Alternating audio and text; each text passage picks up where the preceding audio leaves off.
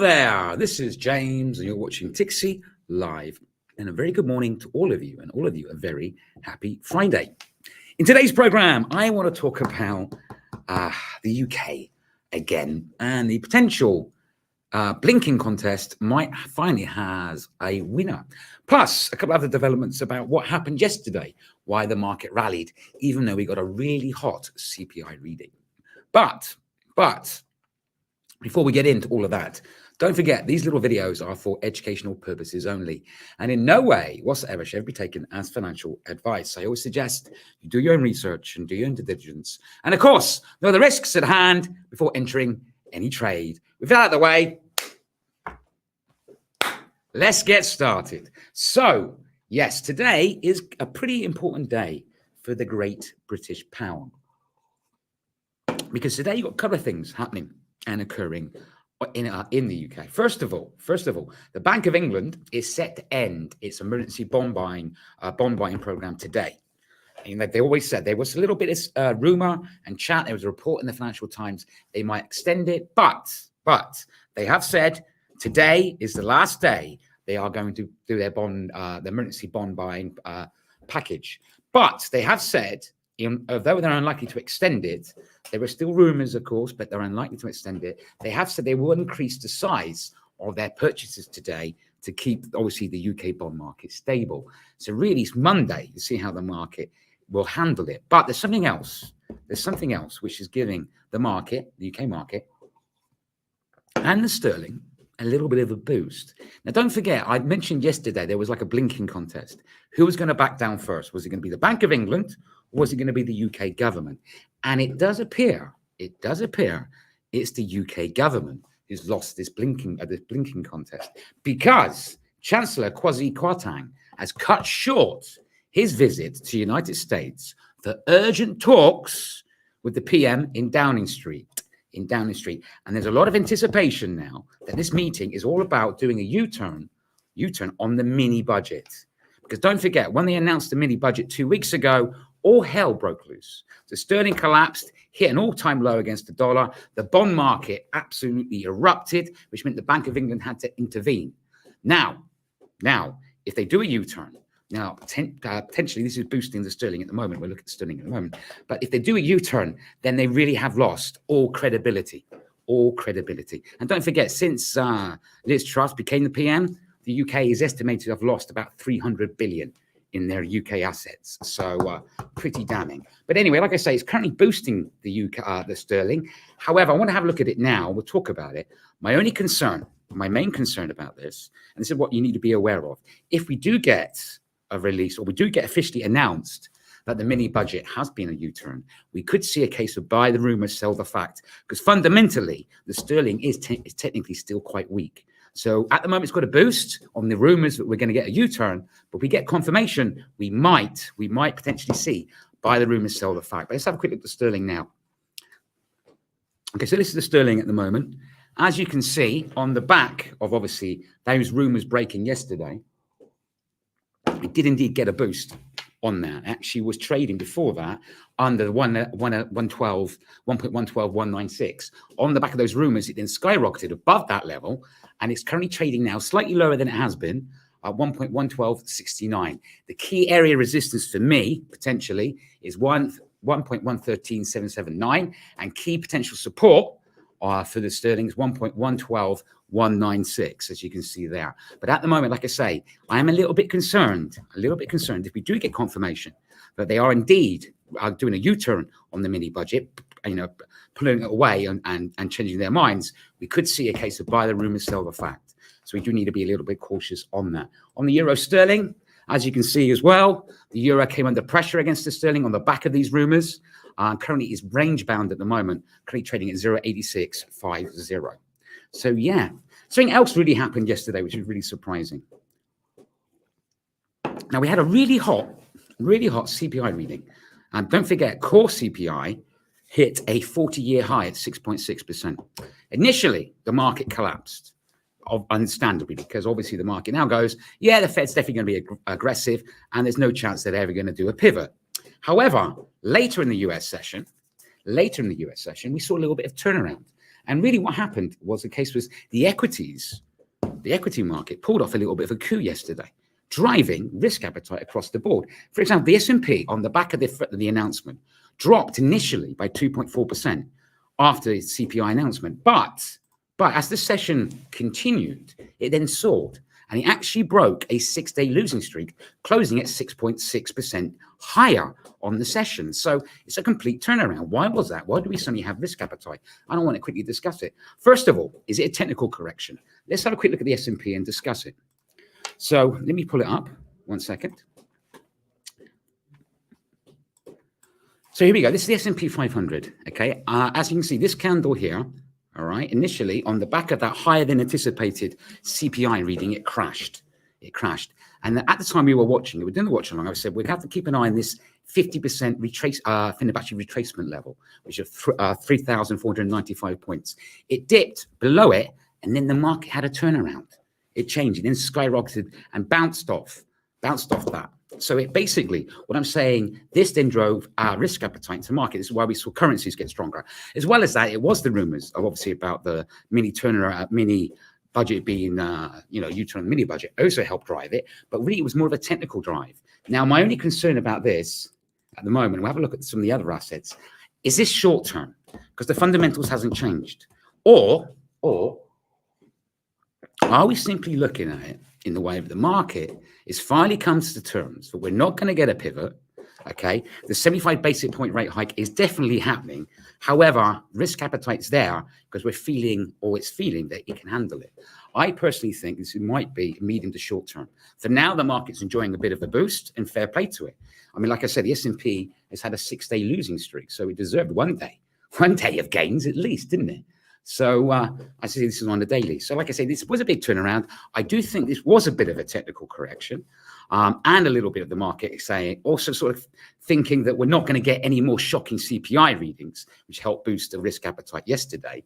But like I say, I think this could potentially only short term. So we need to be very, very cautious at the moment as well. Anyway, on other news, and this is something else I want to talk about again as well, the dollar yen. The dollar yen got a big boost yesterday. The dollar actually fell against the majority of currencies yesterday, apart from the yen. And it's actually hovering now around a 32-year high. And I'm just asking the question, are the dollar bulls on this? Are they poking the BOJ? Because don't forget, BOJ has threatened to intervene again if they see volatility in the dollar yen pair, or they see, the yen getting much weaker. So there is a chance, and there is the market sort of guessing when are they going to actually finally intervene again. They intervened about last week. That's right, 2 weeks ago. So let's have a quick look at the dollar yen as well. So this is the dollar yen. Like I say, this is on a daily. You can still see we're on quite a strong uptrend at the moment. Yeah, that's a really good question, John. Yes, they do. They really do. Like I say, the sterling is very politically driven, and politics does affect it a lot. And the fact that if they do a U-turn, they lose total credibility.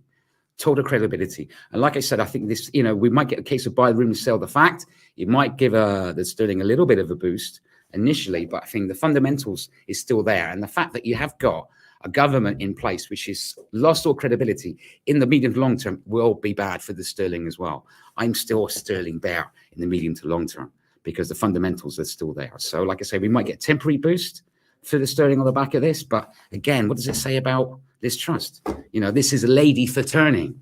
She's not the Iron Lady who was a lady for not for turning. She is a lady for turning. So yes, this could indeed damage the sterling in the medium to long term. I do believe in that. But that's a very good question, John. But anyway, as we can see, it's the dollar yen at the moment, currently trading, like I said, around a 32-year high, 147.66. Like I say, is it a matter of time now? Is it a matter of time until the BOJ pulls the trigger once again and intervenes? So we need to be very, very cautious on this pair. While we're at it, let's have a quick look at some of the other currencies which benefited yesterday. Again, as you can see, the euro had a little bit of a surge against the dollar because we did have sort of weaker dollar across the board because risk appetite came back into the market. Key level for me, though, still remains. It needs to get clearly above 98.60, then remain there. And then the next level for that, in my personal opinion, next potential area of interest is 0.99. 51. Gold is one of the only things which didn't benefit from the risk appetite yesterday. Reason for that was bond yields. US bond yields were still at high. Don't forget the 2-year bond yield hit 4.5%, first time since 2007. That's weakening the yellow metal, and it stays weak at the moment. Now trading below that key potential resistance for me, $1,667.86. What else? Let's look at Bitcoin. Again, Bitcoin benefited again from that risk appetite. Still pretty much in a tight range though.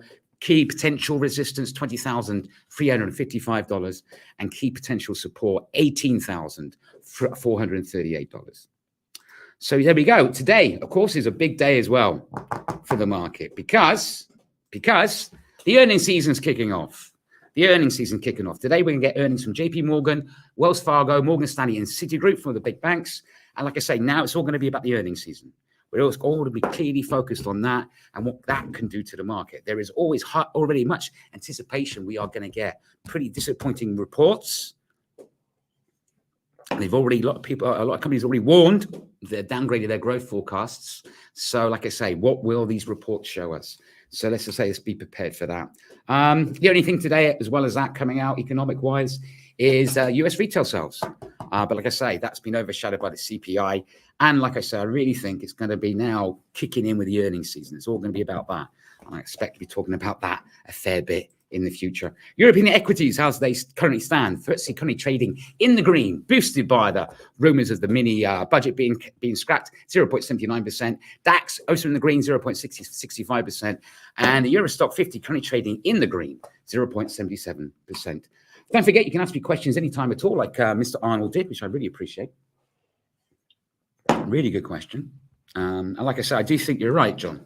I really do. I think it's shambles. Like I say, the UK is estimated to have lost, what, 300 billion in their asset value since Truss came into power. So it is a real messy affair. It really is. And obviously, if she does a U-turn, she's definitely no Thatcher. So it's really going to do it. Do you think we get any surprises? I do. I am expecting to get quite a negative reports. Don't forget, a number of companies have already given us pre-warning. So I think this is going to show clearly an economic slowdown as well. So I think some of the big boys, Google, Apple, I'm going to be interested in, because don't forget, they've already scrapped extra production for their new flagship phone because the demand is not so high as they anticipated. So I think these earnings season is going to be really, really interesting. But really good question there. Thank you. Really good question. Any other questions at all? I mean, are you excited for earnings season like I am? Are you excited? And on the other point, as we're here, don't forget, of course, I forgot to put it in my banners, but I'm back online again today at 12:30 p.m. UTC, not to do a tixee live or market coverage, but what I will be doing is I will be doing my next episode of Ask James. Now, those of you who are not familiar with this series, this is different from the tixee live broadcasts and the watch along, which are more market focused. This is education focused. This is where you send in a topic of your choice, and I then dedicate a whole live video to cover that topic. And today's topic is moving averages part 2, because somebody else requested more information on moving averages, and an introduction to Bollinger Bands. So please come and join me for that at 12:30 p.m. UTC. If there is no further questions, not a problem. If you think of a question later, you can put it in the comment section, either on YouTube or Facebook. I will see them, and I will reply to them next time I'm live on air. So please bear that in mind. Please. I hope that's a hello. I hope you're well. Okay, if there is no other questions, don't forget, if you're watching me on Facebook and you've liked this little episode, by all means, give us a follow. If you're watching us on YouTube and you've liked this little video, by all means, subscribe if you like. Hit the notification button so you know next time I'm going live. If you enjoyed this video, found it interesting and useful, and you put up with me, whenever a top enthusiasm for the markets, I simply cannot help, and give me one of these. I say I've got a couple of likes already. It's nice to know that you like what I do. But anyway, till next time, don't forget, these little videos are for educational purposes only, and in no way whatsoever should ever be taken as financial advice. I always suggest you do your own research, do your own due diligence, and of course, know the risks at hand before entering any trade. Till next time, every single one of you, trade safe.